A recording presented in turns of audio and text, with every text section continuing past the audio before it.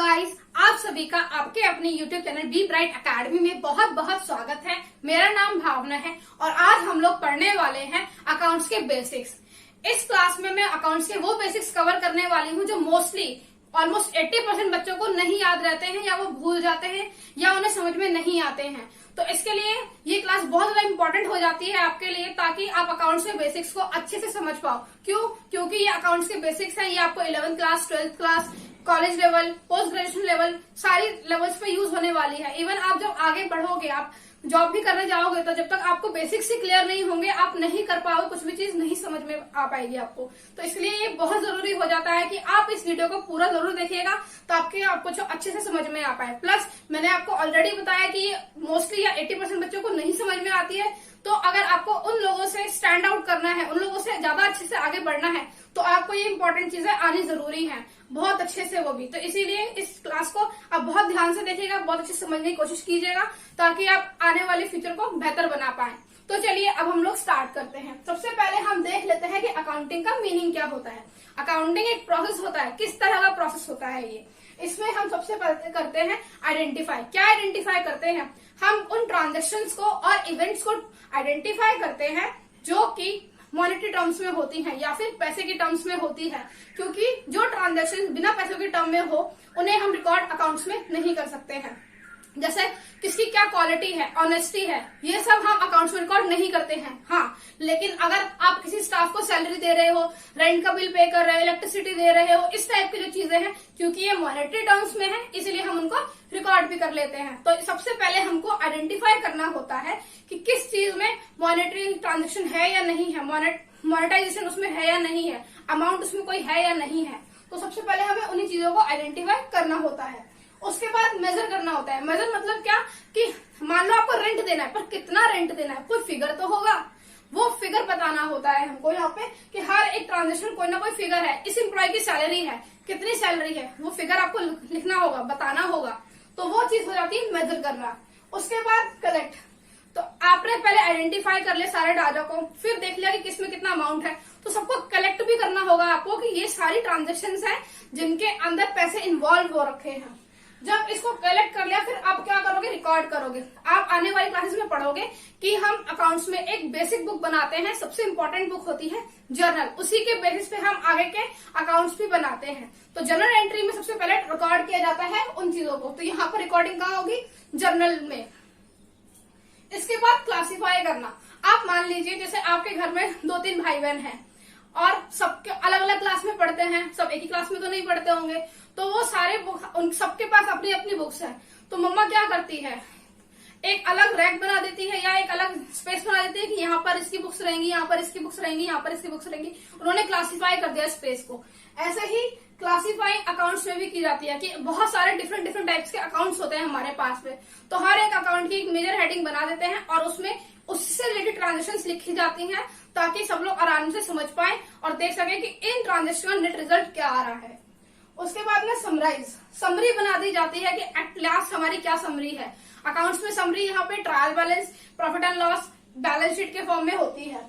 इसके बाद में एनालाइज किया जाता है कि हमारी बैलेंस शीट में जो भी आइटम्स आ रहे हैं वो क्या चीजें हैं, क्या रिजल्ट दिखा रहा है, क्या प्रॉफिट का परसेंटेज है, क्या बाकी चीजों का परसेंटेज है, क्या इम्प्रूवमेंट है, क्या इम्प्रूवमेंट नहीं है। वो सारी चीजें जो भी होती हैं वो सारी की सारी एनालाइज में आती हैं। फिर जो भी हमारा एनालाइज करने के बाद में रिजल्ट आता है, हम उसको क्या करते हैं? कम्युनिकेट कर देते हैं। किसको कम्युनिकेट करते हैं? किसको बताते हैं? उन लोगों को बताते हैं जिनके लिए वो इन्फॉर्मेशन यूजफुल होती है, यानी कि अकाउंटिंग के यूजर्स को। तो ये है हमारा अकाउंटिंग का टोटल कॉन्सेप्ट। आई गाइस, आप लोगों को समझ में आ गया होगा। अगर आपको इसको अभी भी समझने में दिक्कत आ रही है तो आप मुझे प्लीज कमेंट सेक्शन में जरूर बताइएगा। मैं फिर इसके ऊपर एक डिटेल में और अच्छे से वीडियो बना दूंगी। अब हम लोग बढ़ते हैं बुक कीपिंग के ऊपर कि बुक कीपिंग क्या होती है। बुक कीपिंग मतलब क्या? बुक बनाना। बुक बनाओगे, क्या करोगे? बुक में कुछ चीजें रिकॉर्ड करोगे। सबसे पहले हम देखते हैं कि बुक कीपिंग क्या होती है। ये होती है पार्ट ऑफ अकाउंटिंग। अकाउंटिंग में एक छोटा सा पार्ट होती है बुक कीपिंग, रिकॉर्डिंग। इसमें क्या करते हैं हम? Identifying financial transactions and event. मतलब ये वाला स्टेप हो गया जिसमें कि हम पहले सारे ट्रांजेक्शन्स और इवेंट्स को चेक करते थे कि इसमें क्या है, मॉनेटरी टर्म है या नहीं है। पहले हम उन सारी चीजों को यहाँ पर देखते थे। उसके बाद में measuring them in money terms. या फिर देखना है कि वो उसमें कितना फिगर आ रहा है, कितना मॉनेटरी टर्म्स उसमें है, जो कि हमने यहाँ पर किया था। उसके बाद में हम क्या करते हैं, recording the identified transactions, financial transaction, क्योंकि फाइनेंस होना बहुत जरूरी है, मनी होना बहुत जरूरी है, and events in the books of account. फिर जो भी आपने ट्रांजेक्शन को आइडेंटिफाई कर लिया है उन सबको आप क्या करोगे, रिकॉर्ड कर दोगे। रिकॉर्ड किसमें करोगे, जर्नल में करोगे। फिर क्लासिफाई देम और पोस्टिंग देम इनटू लेजर, फिर हम उनको लेजर में पोस्ट कर देते हैं, अलग अलग तरीके से क्लासिफाई कर देते हैं। ये सारी चीजें हम और भी डिटेल में पढ़ेंगे आने वाली क्लासेस में। अब इसके बाद हमारा लास्ट स्टेप होता है अकाउंटेंसी। अकाउंट्स और अकाउंटेंसी एक ही नहीं है, थोड़ा सा अलग है। लोग इसको मिक्स कर देते हैं और एक ही समझने की गलती करते हैं, जो कि बहुत ही गलत बात है।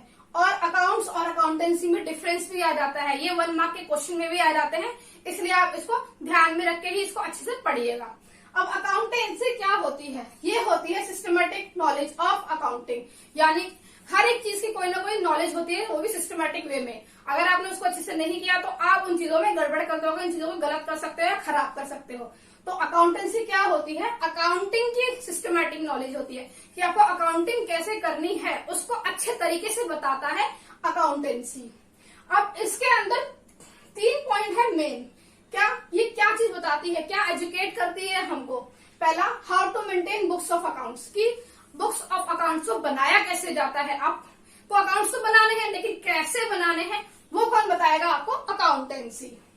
इसके बाद how to summarise the accounting information, फिर आपको जो समरीज बनानी है, जो आपने देखा यहाँ भी है, वो समरी कैसे बनाओगे, वो अकाउंटेंसी आपको बताएगी कि इस वे में आपको समरीज बनानी होती है। किसकी बनाते हो आप, जो भी अकाउंटिंग की इन्फॉर्मेशन आपके पास आई हुई है। उसके बाद how to communicate the information to its users, फिर आपने समरी तो बना ली, उसके बाद में आपको जो भी आपकी इन्फॉर्मेशन आती है उसको अपने यूजर्स को कम्युनिकेट भी करना होता है, लोगों को बताना भी होता है कि हाँ भाई ये हमारा रिजल्ट आया है, आप इसको देख लीजिए। तो वो भी काम कौन करता है, अकाउंटेंसी ही हमको गाइड करती है, हेल्प करती है कि हम लोगों को कैसे करके अकाउंटेंसी में बनाना है, कम्युनिकेट करना है रिजल्ट को इसके यूजर्स को। आइए अब हम लोग एक ऐसा टॉपिक करते हैं जो कि बच्चों को पता ही नहीं होता है कि बुक में एग्जिस्ट भी करता है। ऐसा भी कोई टॉपिक होता है क्या, हमने नाम सुना है? ऐसे ऐसे क्वेश्चन पूछते हैं जब ये टॉपिक एग्जाम में आ जाता है और फिर एक दूसरे की शक्ल ही देखते रह जाते हैं। आपके साथ ऐसा ना हो, इसीलिए हम लोग पहले ही इस टॉपिक को पढ़ लेते हैं ताकि हमको अच्छे से समझ में आ जाए और हम एग्जाम में इसको इजिली कर पाए। अब टॉपिक का नाम है qualitative characteristics of accounting information, मतलब कि अकाउंटिंग की जो इन्फॉर्मेशन होती है उसमें क्या क्या क्वालिटीज होनी जरूरी है ताकि वो यूजफुल हो सके। अब अकाउंटिंग की इन्फॉर्मेशन यूज कौन करता है, उसके यूजर्स करते हैं। तो जो उसके यूजर्स के प्रोस्पेक्ट से ये हमारे अकाउंटिंग के क्वालिटीज हैं वो लाई गई हैं। अब हम इन चीजों को एक एक करके देख लेते हैं कि अकाउंटिंग इन्फॉर्मेशन की क्या क्या क्वालिटीज हैं। सबसे पहली है अंडरस्टैंडेबिलिटी, नेक्स्ट इज रिलायबिलिटी, फिर next is comparability and the last is relevance. अब हम इन सबको एक एक करके देखते हैं कि इनमें क्या क्या है। सबसे पहले अंडरस्टैंडेबिलिटी, इट मीन्स कि अकाउंटिंग की जो इन्फॉर्मेशन है वो ऐसी होनी चाहिए जो आप लोगों को आराम से समझ में आए। आप लोगों मतलब यहाँ पर मैं यूज कर रही हूँ अकाउंटिंग के यूजर्स को, ताकि अकाउंटिंग के जो यूजर्स हैं वो इसको देखें और वो उसको समझ पाए, तभी तो इन्फॉर्मेशन का यूजफुल होगी। अगर वो उसको समझ ही नहीं पाएंगे तो अकाउंटिंग की इन्फॉर्मेशन का क्या फायदा।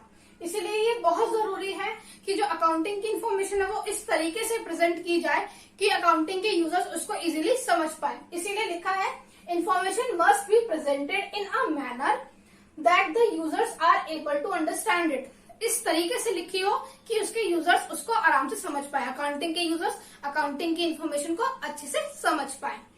नेक्स्ट इज रिलायबिलिटी, रिलायबल होनी चाहिए। रिलायबल का मतलब क्या, वेरीफाइबल। मान लो आपको कोई भी इन्फॉर्मेशन मिली, अब क्या पता वो सच है या झूठ है, तो हम उस इन्फॉर्मेशन को वेरीफाई कर सके कि हाँ एक्चुअली में पता लगा सके कि हाँ ये इन्फॉर्मेशन सही है या नहीं। तो रिलायबल होना, वेरीफाइबल होना इसका बहुत जरूरी हो जाता है। फिर फ्री फ्रॉम बायस, बायस मतलब कोई भी अपनी मर्जी से अकाउंटिंग इन्फॉर्मेशन को मॉडिफाई ना कर सके, उसमें कोई चेंज ना कर पाए।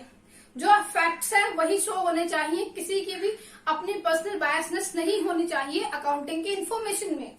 इसके अलावा फ्री फ्रॉम मटेरियल एरर्स, छोटी मोटी एरर्स तो फिर भी एक बार को चल जाती हैं, लेकिन अगर अकाउंटिंग की इन्फॉर्मेशन में मटेरियल एरर मतलब बहुत बड़ी एरर्स हो जाएंगी तो ये बहुत ही दिक्कत की बात होती है। इसीलिए मटेरियल एरर्स भी नहीं होनी चाहिए।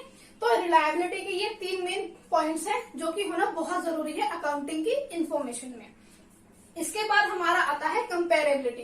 कंपेरेबिलिटी मतलब कि आप जो इन्फॉर्मेशन यूज करें, जैसे कि अगर आपकी खुद की ही ऑर्गेनाइजेशन होती है तो आप क्या करोगे कि आपका जो भी डाटा है वो इस साल का डाटा पिछले साल के डाटा से भी कंपेयर कर पाओ, आगे आने वाले सालों से भी कंपेयर कर पाओ। तो कंपेरेबिलिटी होना जरूरी है।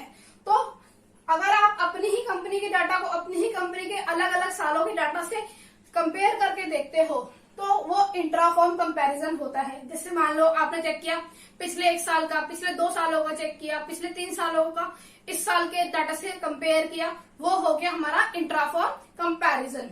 फिर इंटरफॉर्म कंपैरिजन मतलब कि आपसे रिलेटेड जो भी इंडस्ट्री में कंपनी चल रही है उन कंपनी के साथ में अपने डाटा को चेक किया, वेरीफाई किया या कंपेयर किया कि उस इंडस्ट्री में इस फर्म का प्रॉफिट तो 10% चल रहा है, हमारा इतना है या नहीं है, या फिर बाकी कोई भी इन्फॉर्मेशन उनको देखनी होती है। जरूरी नहीं है कि सिर्फ प्रॉफिट का ही देखा जाए, बहुत सारे एस्पेक्ट्स होते हैं। मैं ये वाला एग्जांपल सिर्फ इसलिए ले रही हूँ ताकि आप लोगों को इसको समझने में आसानी हो, क्योंकि प्रॉफिट बहुत जल्दी लोगों को समझ में आता है। तो हमारा कंपेरेबिलिटी होनी जरूरी है, चाहे वो इंटरफॉर्म की हो या फिर इंटरफॉर्म की हो, ये कंपेरिजन होना बहुत जरूरी है, तभी अकाउंटिंग की इन्फॉर्मेशन होगी वो यूजफुल होगी। इसके बाद में रेलिवेंस। अकाउंटिंग की जो इन्फॉर्मेशन है वो रेलिवेंट होनी चाहिए।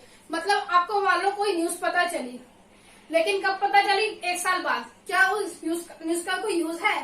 बिल्कुल नहीं है। क्यों? वो तो बहुत ही पुरानी खबर होगी, उसका तो कोई काम ही नहीं है। ऐसे ही अकाउंटिंग की जो भी इन्फॉर्मेशन होती है वो अगर टाइमली अवेलेबल नहीं होगी तो उसको कोई फायदा ही नहीं होगा। इसलिए ये बहुत जरूरी हो जाता है कि जो भी टाइम पे इन्फॉर्मेशन बाकी यूजर्स को मिलने चाहिए वो एग्जैक्टली टाइम पे मिले या टाइम से पहले मिले, टाइम से लेट ना मिले, क्योंकि टाइम से लेट मिलने के बाद उसका कोई यूज रह ही नहीं जाएगा। इसके बाद में meets the need of the users in decision making, क्योंकि जो अकाउंटिंग की इन्फॉर्मेशन है वो यूज कौन करता है? Decision makers. और अगर वो उन्हीं के लिए यूजफुल नहीं होगी, उन्हीं के लिए रेलिवेंट नहीं होगी और वो डिसीजन ले ही नहीं पाएंगे तो इस अकाउंटिंग इन्फॉर्मेशन का क्या यूज, क्या फायदा? कोई फायदा नहीं होगा। इसीलिए अकाउंटिंग के यूजर्स की जो भी नीड है, जो भी उनको चाहिए कि वो क्राइटेरिया फॉलो हो पाए अकाउंटिंग की इन्फॉर्मेशन से, वो सारे के सारे क्राइटेरिया अकाउंटिंग की इन्फॉर्मेशन में होना जरूरी है, ताकि जो उसके यूजर्स है वो डिसीजन मेकिंग कर पाए, अपना डिसीजन ले पाए। अब हम लोग देखते हैं कि अकाउंटिंग साइंस है या आर्ट है। ये वाला क्वेश्चन जो है वो एग्जाम में बहुत बार आ जाता है, 1 मार्क में भी बहुत आसानी से आ जाता है। तो और बच्चे इसे या तो छोड़ देते हैं या गलत कर देते हैं। तो आप ऐसा ना करें, इसके लिए हम इसको पढ़ते हैं कि सबसे पहले देखते हैं कि अकाउंटिंग साइंस है तो कैसे। साइंस क्या होती है? किसी भी चीज की ऑर्गेनाइज नॉलेज होती है, प्लस ये बेस्ड ऑन सर्टेन प्रिंसिपल्स होती है। एक तो साइंस में कुछ ना कुछ स्ट्रक्चर्ड बेसिस पे नॉलेज होगी और आपका कुछ ना कुछ प्रिंसिपल्स होंगे जिसके बेसिस पे साइंस काम करता है। अकाउंट्स में भी सिस्टमेटिक नॉलेज होती है, जो अकाउंटेंसी होती है कि अकाउंटिंग कैसे करनी, क्या करनी है, जो हमने थोड़ी देर पहले देखा ही था। तो ऑर्गेनाइज नॉलेज तो अकाउंट्स में हो गई।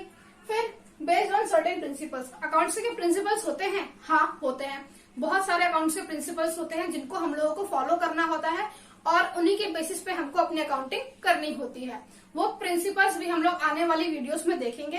तो हम कह सकते हैं कि अकाउंटिंग साइंस है, क्योंकि वो ये दोनों क्राइटेरिया को फॉलो करता है।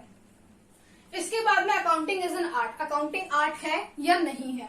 अब आर्ट के बारे में देख लेते हैं। आर्ट क्या होती है? एक टेक्निक होती है which helps us to achieve our desired objective. जो हमें हमारे डिजायर्ड ऑब्जेक्टिव होता है, जो हम ऑब्जेक्टिव को पूरा करना चाहते हैं, उसको पूरा करने में हेल्प करती है। अब यहाँ पे अकाउंटिंग कैसे करेगी? देखिए, अकाउंट्स में आप कुछ प्रोसेस करते हैं। कौन कौन से प्रोसेस थे जो मैंने डेफिनेशन में बताए थे आपको? क्या क्या थे? एक तो आइडेंटिफाई करना था, फिर आइडेंटिफाई करने के बाद उसको मेजर करना था, मेजर करने के बाद कलेक्ट करना था, रिकॉर्ड करना था उनको, उसके बाद में उसको क्लासिफाई और समराइज करके आपको कम्युनिकेट करना होता था रिजल्ट को यूजर्स को। अब कौन सा रिजल्ट निकलता था उससे निकलता था प्रॉफिटेबिलिटी, कि हमारे बिजनेस में प्रॉफिटेबिलिटी कितनी है, कितना प्रॉफिट का रेशियो चल रहा है, कितना प्रॉफिट का मार्जिन वगैरह चल रहा है हमारे बिजनेस में currently, plus and financial position of the business. और बिजनेस की फाइनेंशियल पोजीशन क्या है, कितनी एसेट्स है, कितनी लायबिलिटीज है, इन सब के बारे में भी हमें अकाउंटिंग बता देती है। तो इसीलिए हम कह सकते हैं कि अकाउंटिंग आर्ट भी है। अब हम लोग आते हैं double entry system of accounting पे, कि अकाउंटिंग की डबल एंट्री सिस्टम क्या होता है। अकाउंटिंग की अगर बुक का आपने फ्रंट पेज ही देखा हो तो उस पर लिखा भी है double entry accounting system of book keeping. मतलब कोई भी आप ट्रांजेक्शन करते हो, नाम से समझ में आता है कि उसके दो एस्पेक्ट होते हैं, दो कोई ना कोई फेज होते हैं, जैसे सिक्के के दो पहलू होते हैं, वैसे एक ट्रांजेक्शन के दो एस्पेक्ट्स हो सकते हैं, एक होता है डेबिट, एक होता है क्रेडिट। कैसे, एक एग्जाम्पल के थ्रू समझते हैं। जैसे मान लीजिए आप कैश से परचेज करने गए, आप किसी दुकान पर गए हैं सामान खरीदने के लिए, तो आप जब दुकान पे सामान खरीदने के लिए जाओगे तो क्या होगा, आपको सामान दुकान वाला दे देगा और आपसे पैसे ले लेगा। तो ये दो एस्पेक्ट हो गए ना एक ट्रांजेक्शन के। अब अकाउंट्स में इसको कैसे रिकॉर्ड किया जाएगा, जब आप सामान खरीद लोगे तो आपको डेबिट कर दिया जाएगा, आपके जो भी सामान आपने खरीदा है वो आपके पास आ गया, इसीलिए वो डेबिट हो जाएगा। लेकिन जो आपका कैश था वो तो चला गया दुकान वाले के पास में, अब आपका कैश कम हो गया, इसीलिए हम कैश को क्रेडिट कर देते हैं।